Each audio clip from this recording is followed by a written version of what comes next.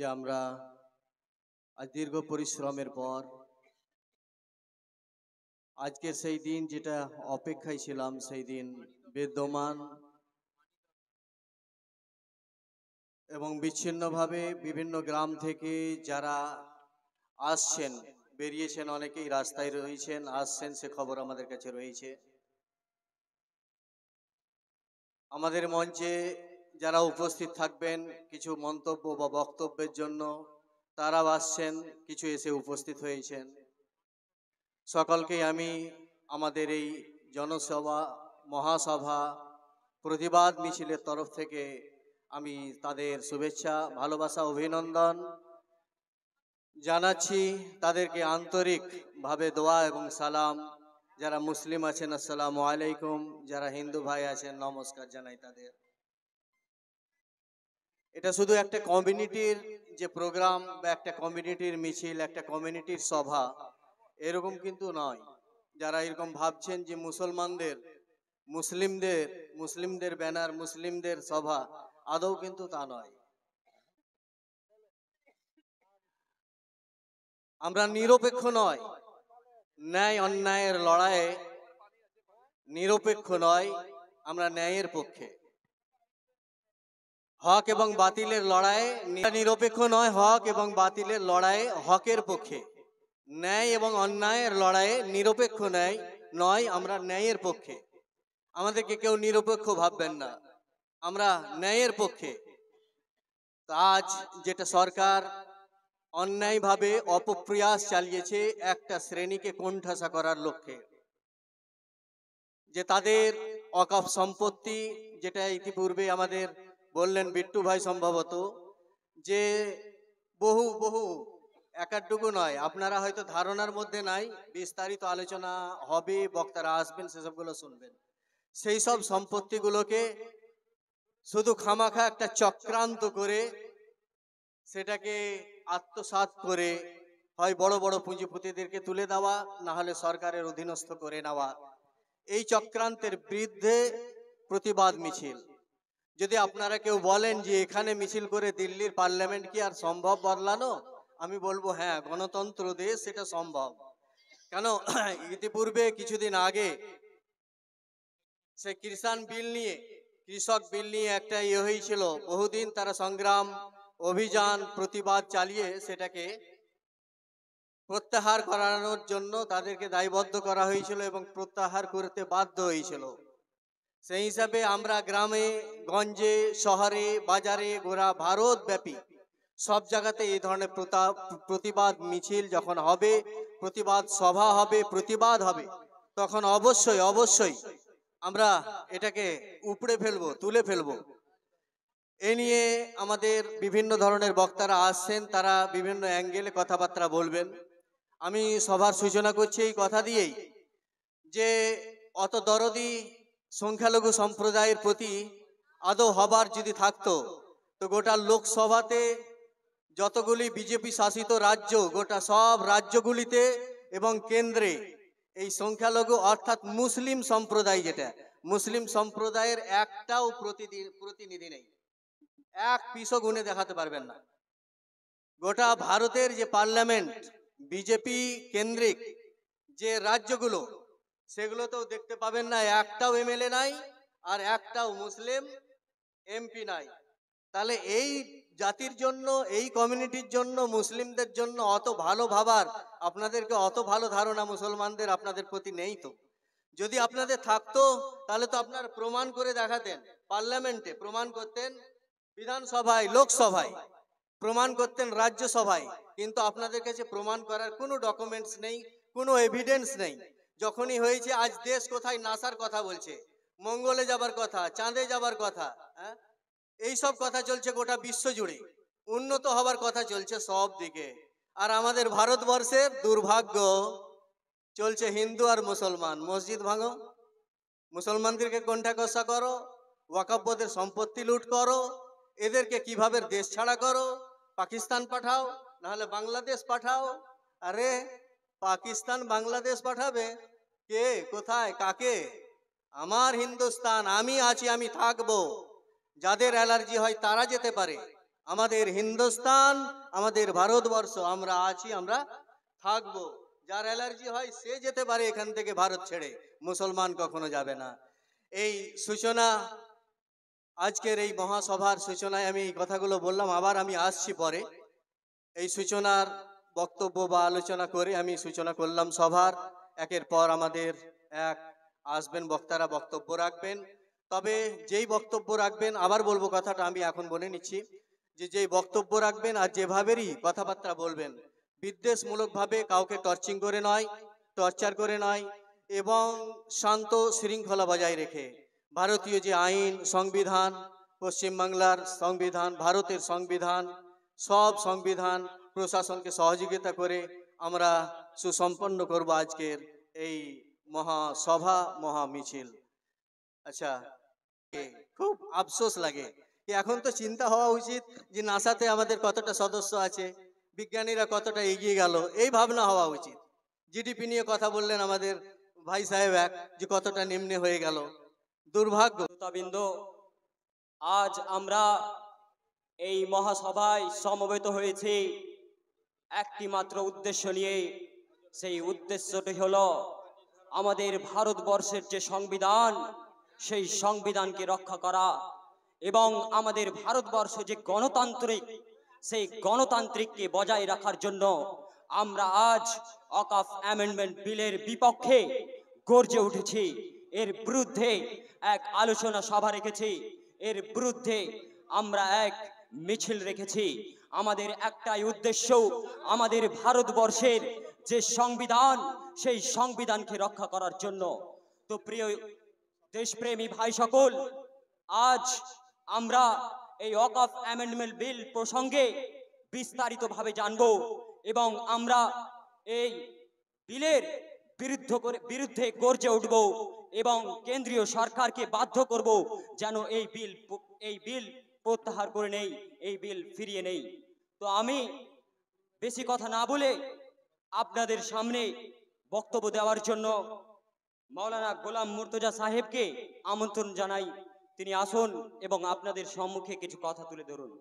ধন্যবাদ এই সভা যারা সাজিয়েছেন, এবং ধন্যবাদ জানাই এই সমস্ত মানুষকে যারা আজ একত্রিত হয়ে এই সভায় অংশগ্রহণ করেছেন, এবং ধন্যবাদ জানাই যারা মুসলিম না হয়েও আজ একতার খাতিরে এই ভারতবর্ষ যেমন গণতন্ত্রের দেশ, এই ভারতবর্ষে সর্বপ্রথম যখন সংবিধান লেখা হয়, বাবা আম্বেদকর বলেছিলেন হিন্দু হিন্দুর মতো থাকবে, মুসলিম মুসলিমের মতো থাকবে, জৈন জৈনর মতো থাকবে, খ্রিস্টান খ্রিস্টানের মতো থাকবে। মুসলিম যার ধর্ম, যেমন সে পাঞ্জাবি পড়ে সেমন সে পাঞ্জাবি পড়বে, সে যেমন খাদ্য খায় তেমন খাদ্য খাবে, হিন্দু যেমন মন্দিরে যায় সে মন্দিরে যাবে, খ্রিস্টান যেমন চার্চে যায় সে যাবে, তাকে কেউ বাধা দিতে পারে না। আজ আমরা একত্রিত হয়েছি। বর্তমান সরকার, আমরা দেখেছি, আমরা ইতিহাস পড়েছি, 500 বছর মুসলমানেরা রাজত্ব করেছে, তাদের মধ্যে একজনও এই ভাষণ দেয়নি যে আমরা মুসলিম রাষ্ট্র করব। 200 বছরেরও অধিক খ্রিস্টানেরা, ইংরেজরা এই ভারতবর্ষে স্বাধীন করার পর নিজের রাজত্ব চালিয়েছে, তারা একবারের জন্য বলেনি যে এই ভারতবর্ষ আমরা খ্রিস্টান রাজ্য করব।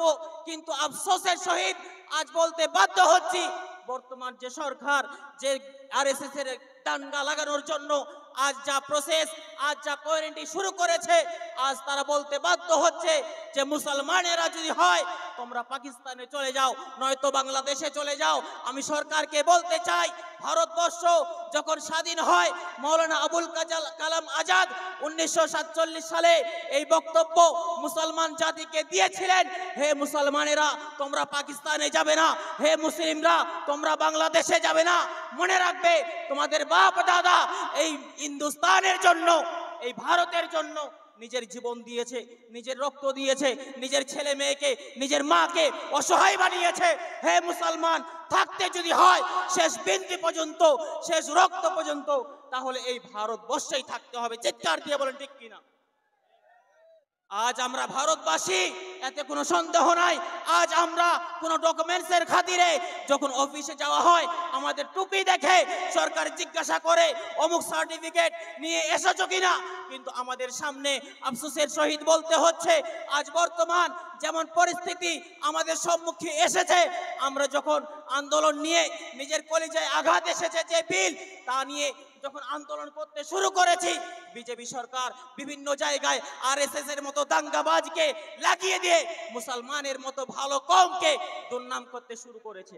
আজ কিছু হিন্দু ভাই বলতে শুরু করেছে যে সব হিন্দু হিন্দু নয়, কিন্তু হিন্দুর আড়ালে যারা আরএসএস ঢুকিয়ে আছে তাদের কোনো ধর্ম নাই।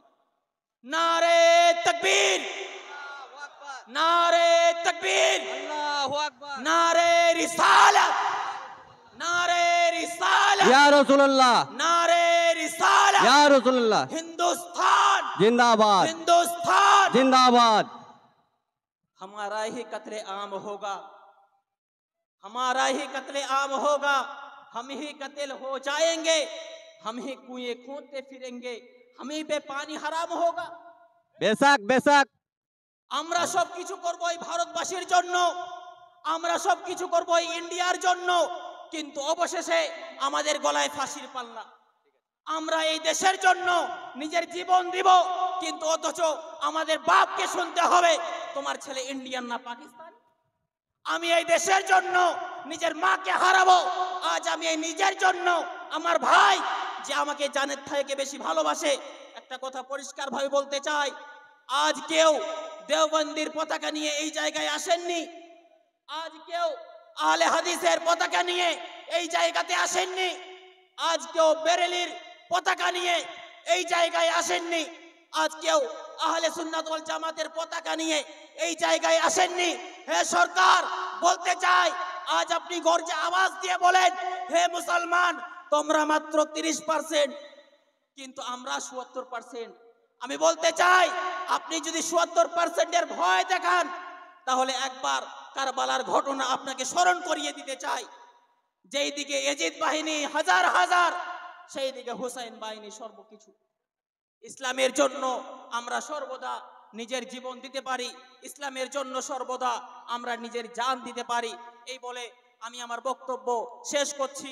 ছোট্ট একটা রিকোয়েস্ট আমি বলতে চাই, যারা ওয়াকফ বিল নিয়ে আন্দোলন করেন নিজের গ্রামে শান্তি বজায় রাখবেন। নলহাটির কোনো হিন্দু ভাইয়ের গায়ে হাত দিয়ে আপনি এই জিনিসটা প্রমাণ করতে পারবেন না যে ওয়াকফ বলের বিরুদ্ধে আমি আওয়াজ তুললাম।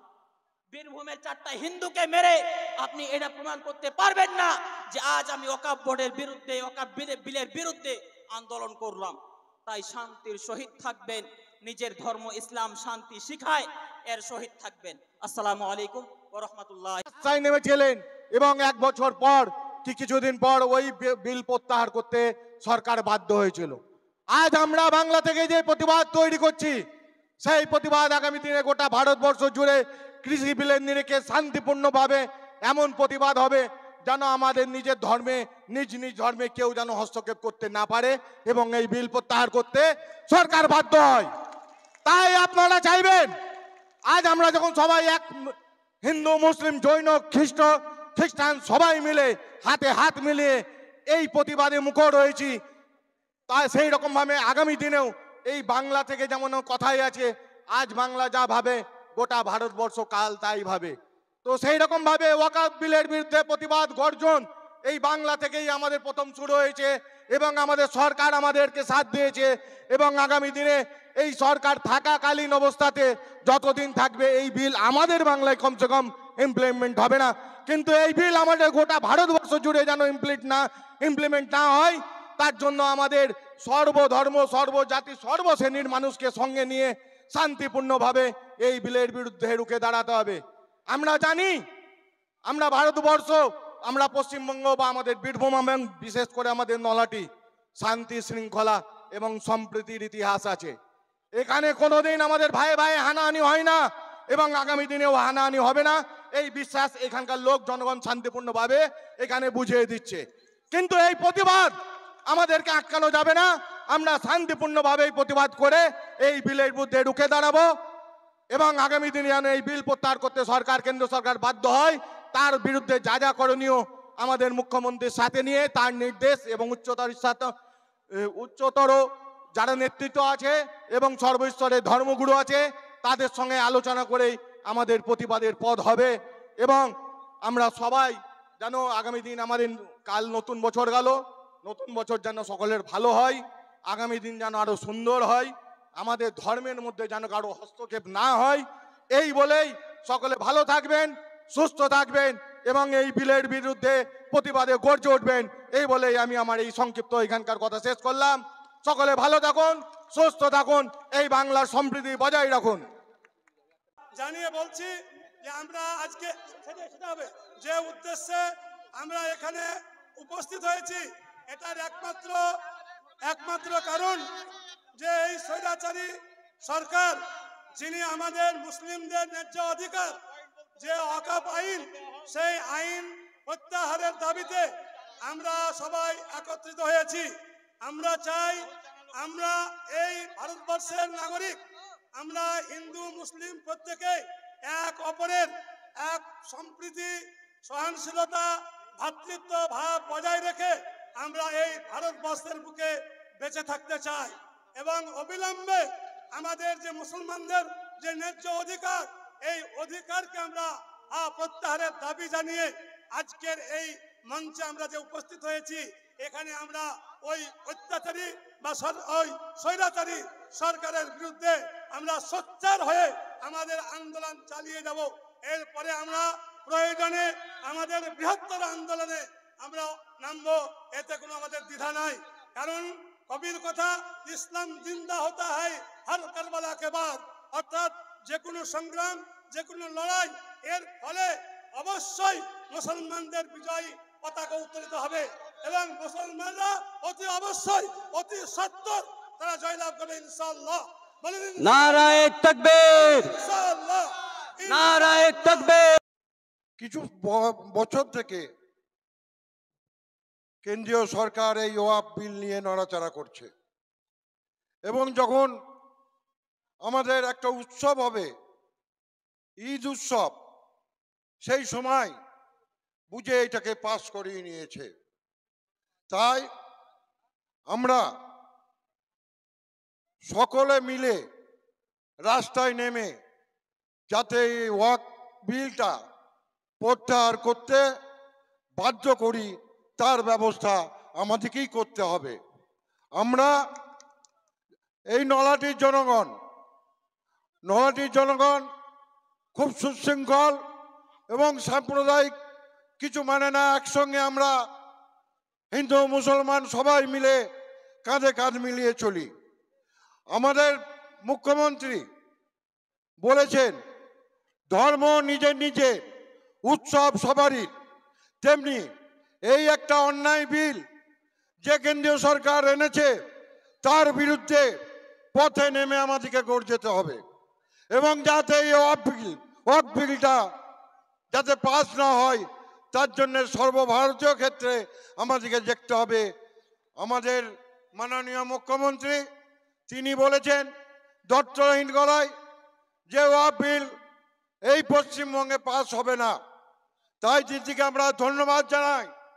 দিদি, তুমি যতদিন আছো আমাদের কিছু হবে না, আমরা হিন্দু মুসলমান একসঙ্গে থাকবো।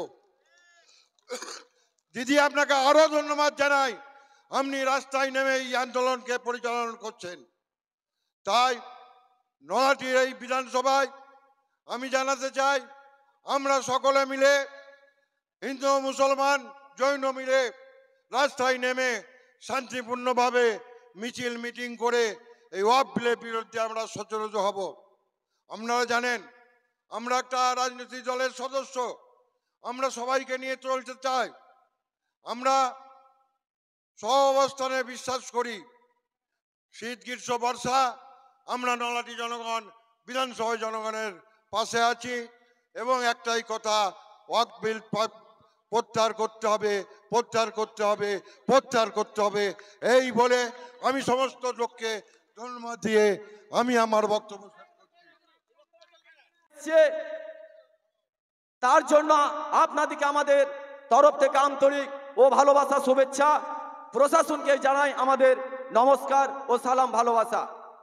আমরা এই রাজ্যে বাস করি, আমিও একজন হিন্দু পরিবারের ছেলে, আমি কিন্তু জানি না আমি হিন্দু না মুসলিম।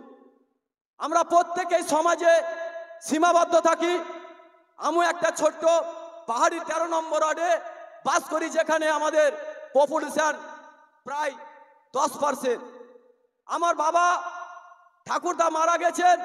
আমরা ছোট থেকেই জানি যে এখানে হিন্দু মুসলমান কি আছে আমরা জানি না, আমরা একই জানি যে আমরা ভারতবাসী।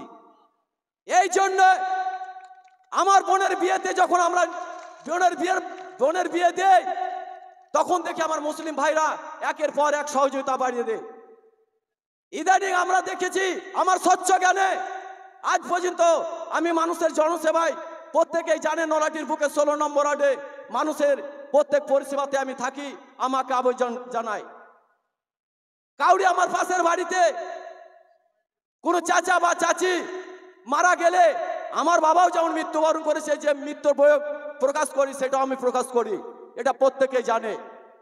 আমি যখন আমার বাবা স্কুল নিয়ে যেত, আমার ছোট ছোট চাচা ও দাদারা আমাদের হাত ধরে স্কুলে পৌঁছে যেত। রাস্তায় পড়ে যেতাম, আমার চাচিরা বা চাচারা হাত ধরে তুলিয়ে পরিষ্কার করে খাইয়ে বাড়ি পাঠিয়ে দিত। তাই নজরুল ইসলাম বলেছিল, আমরা এক বন্ধে দুটি কুসুম, হিন্দু মুসলমান, হিন্দু তার নয়নমণি, মুসলিম তার প্রাণ। আমরা জানি না যে হিন্দু মুসলমান কাকে বলে, আমরা একটাই জানি, আমরা ভারতবাসী, ভারতবর্ষের গৌরব আমরা। তাই মোদী সরকারকে আমি বলে রাখছি, তুমি এই বিল যতদিন প্রত্যাহার না করবে, এই আন্দোলন আমাদের জারি থাকবে। তার জন্য যদি আমাদেরকে মৃত্যুর মুখে পৌঁছে যেতে হয়, আমরা যাব। এবং আরো বলি, আপনার দিকে একটাই অনুরোধ, আপনারা ফেক আইডি কোন লোকের কথা অনুযায়ী আইন হাতে তুলে নেবেন না। গ্রামে অনেক বুদ্ধিজীবী আছে, তাদের পরামর্শ নিয়ে সে আইনকে মেনে প্রশাসনকে হাতে নিয়ে আইন মাধ্যমে আমরা চলবো। আমাদের এই লড়াই জয় একদিন হইবে, ভাতৃয়োদয় ঘটবে, এই বলে আমার ছোট্ট বক্তব্য আমি শেষ করলাম। নমস্কার, সালাম। বন্দে মাতরম, বন্দে মাতরম, বন্দে মাতরম। আমাদের মতো লোক মৃত্যুকে পরোয়া করি না, রক্ত চলে যাবে আমরা করব না, সহ্য করব না। আমাদের এই ওয়াকফ বিল মানতেই হবে। আমরা কিন্তু আমাদের কবরস্থান, আমাদের ঈদগাহ, আমাদের দরগা একটুকু ছাড়ব না। রক্ত থাকতে আমাদের এই প্রতিবাদ চলছে, চলবে। আমাদের ভীতি প্রদর্শন করে আমাদেরকে রক্ষা করা যাবে না। আমাদেরকে ভয় দেখিয়ে বাংলাদেশ পাঠানো যাবে না, পাকিস্তান পাঠানো যাবে না। আমরা শহীদ ভারতবর্ষে স্বাধীন করার জন্য 1947 সালে ভারতবর্ষে রক্তদান সবচেয়ে সংখ্যা ইন্ডিয়া গেটে পাবেন মুসলিমের নাম। মুসলিমদের আজকে ভয় দেখানো এই ওয়াকফ বিল মানছি না, মানব না। ওয়াকফ বিল বাতিল করতে হবে, করতে হবে। আমরা ভারতবাসী কোনোদিন ভারত থেকে ছাড়ছি না, 1 ইঞ্চির জায়গা ছাড়বো না ইনশাআল্লাহ।